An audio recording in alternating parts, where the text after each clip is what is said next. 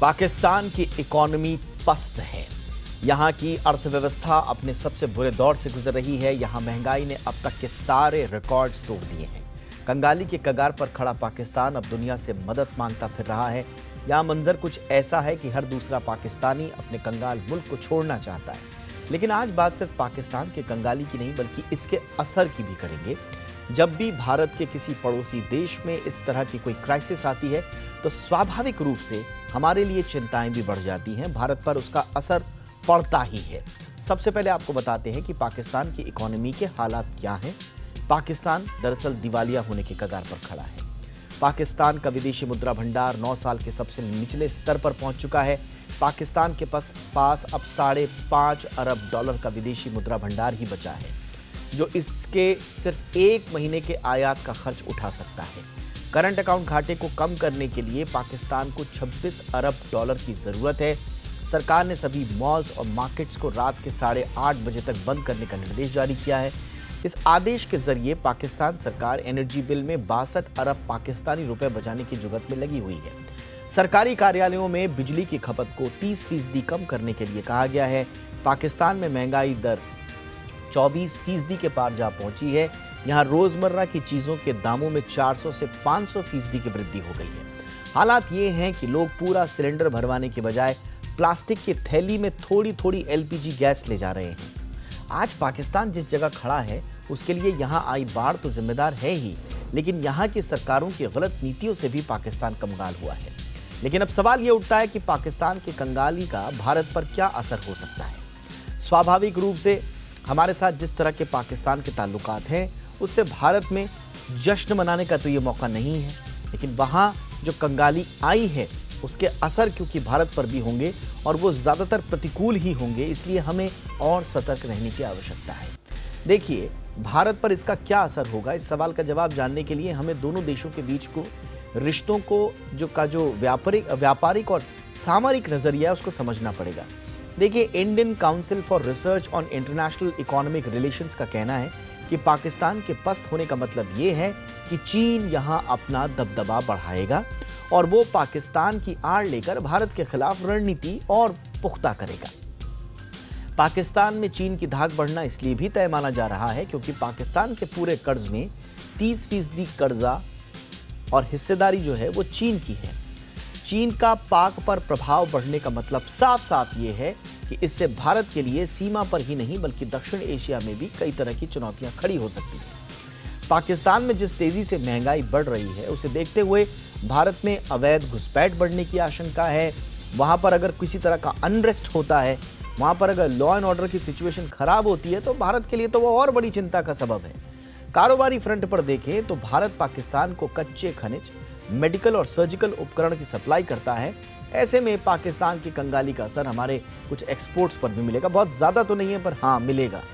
पाकिस्तान में कई भारतीय कंपनियों का कारोबार भी है, इसमें टाटा, जिंदल ग्रुप भी शामिल हैं। पाकिस्तान में कारोबार के लिहाज से भारतीय ब्रांड्स को न सिर्फ नुकसान उठाना पड़ सकता है बल्कि सैकड़ों ऐसी भारतीय कंपनियों के लिए भी संकट खड़ा हो सकता है जिसमें पाकिस्तानियों की हिस्सेदारी है।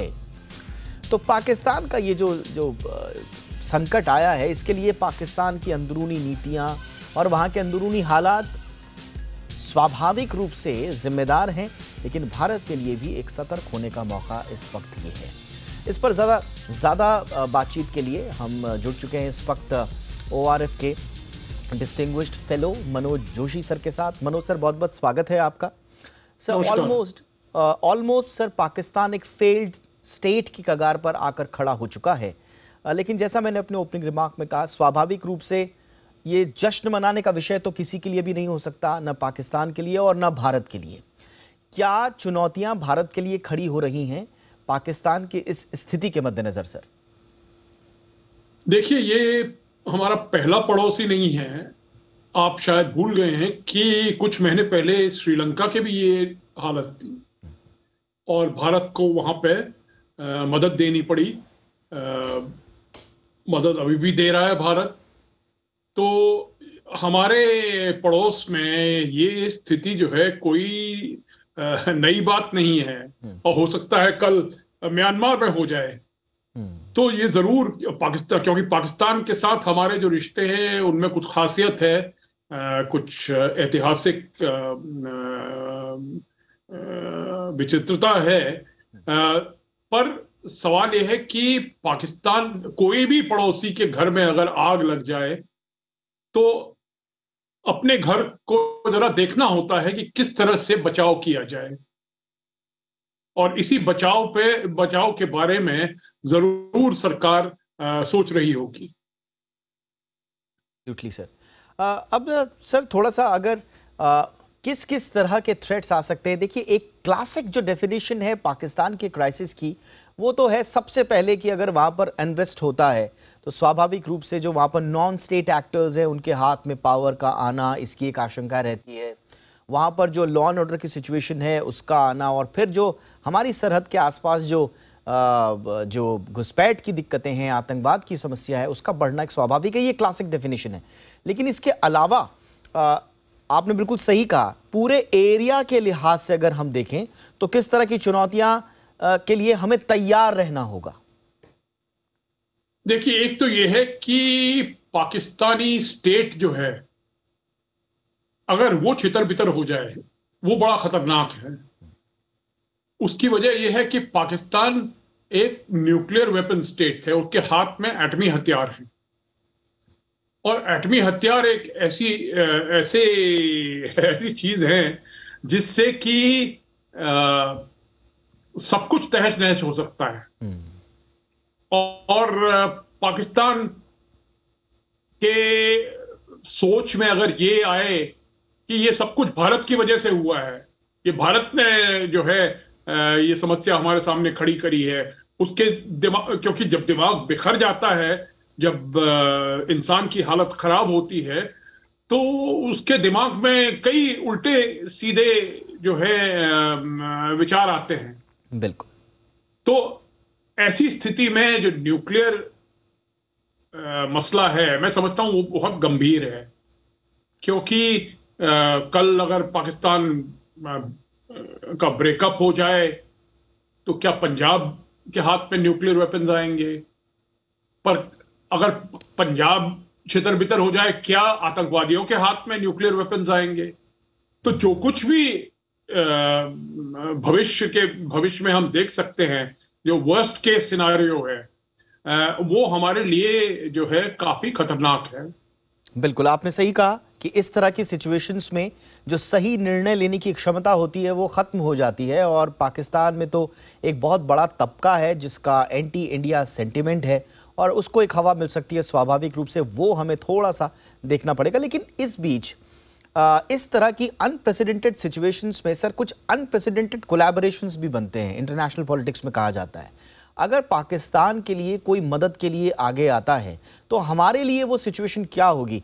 स्वाभाविक रूप से चीन के साथ जो संबंध हैं वो पहले से ठीक ठाक ही रहे हैं। अमेरिका बीच में कुछ अगर मसलों को छोड़ दिया जाए, चीन की ओर देख भी रहा है पाकिस्तान कि हमारा कर्जा जो है 30% वहीं का है तो कुछ रियायत वहाँ से मिले।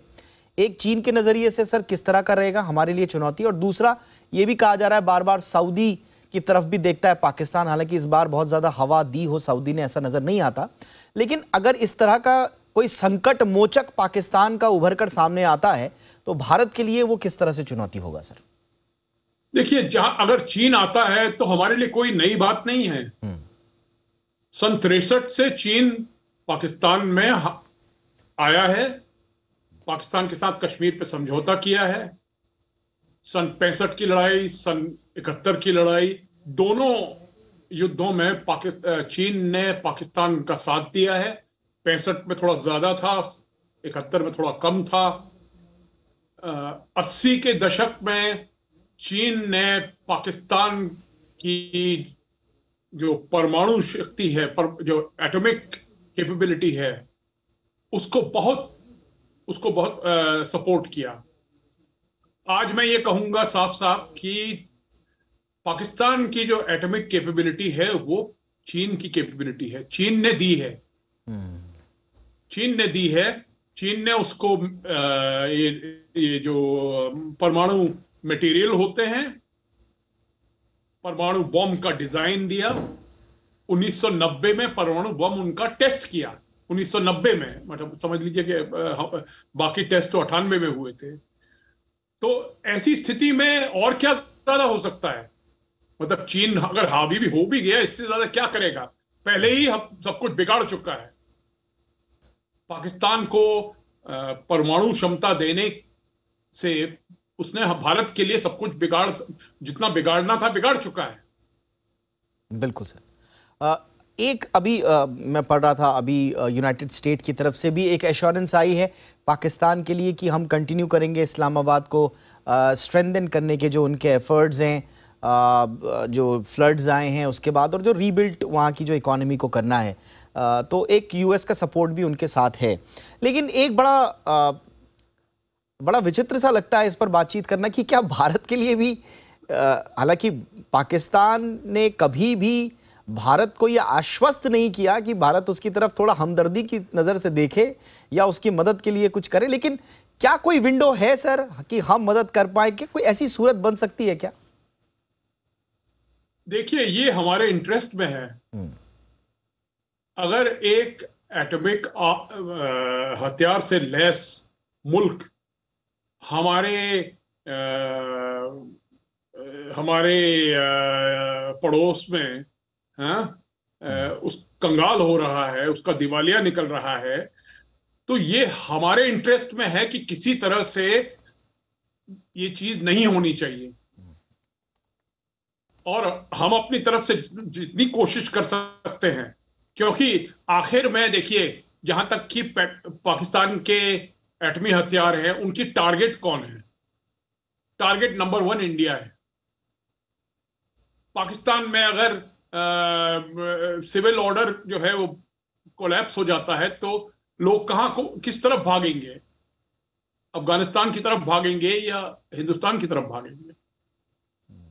तो जिस तरह से देखा जाए, मैंने जैसे आपसे कहा कि पड़ोसी के घर में आग लग जाती है, तो उस समय ये बात सोचना मुश्किल होता है कि क्या ये मेरे फायदे में है बचाना या नहीं फायदे में है। हमको किसी भी हालत में पाकिस्तान की मदद करना है, ये मेरा विचार है। और मुल्कों के साथ, और मैं समझता हूं कि और मुल्कों के साथ इसमें थोड़ा कोऑर्डिनेशन होना चाहिए, सऊदी अरेबिया के साथ, यूनाइटेड स्टेट्स के साथ, और भी अगर मुल्क सामने आए, और साथ साथ जो है हमारी कोशिश तो लगी रहेगी। इससे ये नहीं है कि पाकिस्तान जो है आतंकवाद को जो सपोर्ट देता है वो खत्म कर देगा, पर हमारी कोशिश ये होनी चाहिए कि किसी तरह से ये जो बड़ी आग है उसको तो पहले बुझाया जाए, फिर छोटी आग बुझाई जाएगी। Absolutely sir. और अगर पूरे रीजन की अगर हम बात करें सर, जैसा आपने शुरू में भी कहा कि कोई भी पड़ोसी अगर मुश्किल में है तो हमारे लिए वो चिंता की बात होनी चाहिए। अब अगर स्पेसिफिकली आपने इसका जिक्र भी किया, नेपाल जो हमारा पड़ोसी मुल्क है वो तो इंडिया का लैंड लॉक्ड नेबर है। अफगानिस्तान और म्यांमार में हमने देखा है कि किस तरह से सिविलियन अनरेस्ट हमने देखा, वहाँ पर जो सरकार बनने की प्रक्रिया है वो सबके सामने है। इसके अलावा श्रीलंका में हमने देखा जो पूरा किस साउथ एशियन रीजन की लीडिंग कंट्री है, लीडिंग इकॉनमी थी, उसकी हमने क्राइसिस देखी। बांग्लादेश का भी कमोबेश बहुत अच्छे हालात नहीं हैं।